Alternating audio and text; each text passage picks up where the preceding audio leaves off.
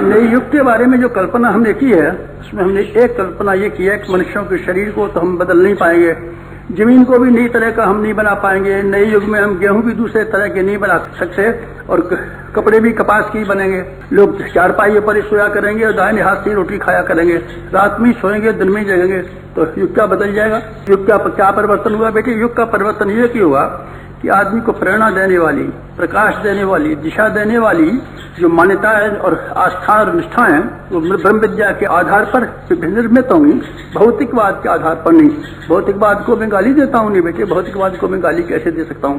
मैं भौतिकवाद के बारे में इसलिए नाराजगी प्रकट करता हूँ कि आदमी अपने आप को मिट्टी समझता है और मिट्टी में ही खुशी तलाश करता है और मिट्टी को ही आसमान समझता है, मिट्टी को ही भगवान समझता है और मिट्टी में ही खुशी तलाश करता है। मैं इसे भौतिकवाद कहता हूँ, ये गलत बात है। शरीर हमारा मिट्टी का है, इसको मिट्टी चाहिए, अनाज हमको चाहिए, नहीं तो हम जिंदा नहीं रह सकेंगे।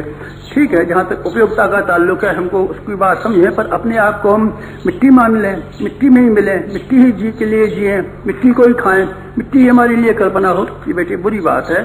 इस तरीके से हम अज्ञान में से ज्ञान की तरफ निकलने के लिए जो कदम बढ़ाते हैं उसका नाम ब्रह्म विद्या है। हमारी शिक्षण की तरीका, नया वाला शिक्षण का तरीका, इसको हम एक नई हिम्मत को लेकर के और नया जोश और नया जीवन लेकर के चले हैं कि हम ब्रह्म विद्या मनुष्य को सिखाएंगे। हिंदू को, हाँ बेटे, हिंदू को भी सिखाएंगे, मुसलमान को भी सिखाएंगे, हिंदुस्तान को सिखाएंगे, हाँ बेटे, हिंदुस्तान को भी सिखाएंगे और दूसरे मुल्कों को भी सिखाएंगे, क्योंकि हमारे लिए इंसान एक है। हम हर इंसान को ब्रह्म विद्या सिखाएंगे।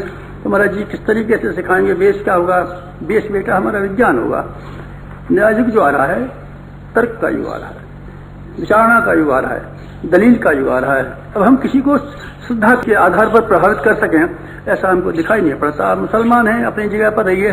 क्या मानते हैं साहब? मोहम्मद साहब बहुत बड़े थे। आप कौन है साहब? हम हिंदू हैं। आप क्या मानते हैं? श्री कृष्ण भगवान है। श्री कृष्ण भगवान ने मुसलमान क्यों? साहब क्या ख्याल है आपका? श्री कृष्ण भगवान तो गलत थे। आप क्या कहते हैं? वो मोहम्मद साहब गलत थे।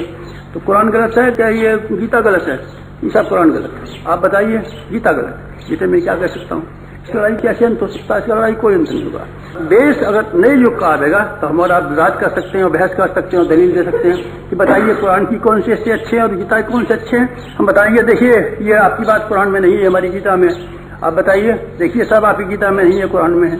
ठीक बात है, ये भी मजेदार और ये भी मजेदार है। ये गीता की बात कुछ गलत मालूम पड़ती है। हाँ, संभव है, गलतियां पुराने जमाने की से रही होंगी, कुरान में भी गलतियां रही होंगी। बेटे हम सार बात ले लेंगे। ये किससे हो सकता है? ये केवल विचारणा से हो सकता है, विवेक से हो सकता है, ज्ञान से हो सकता है।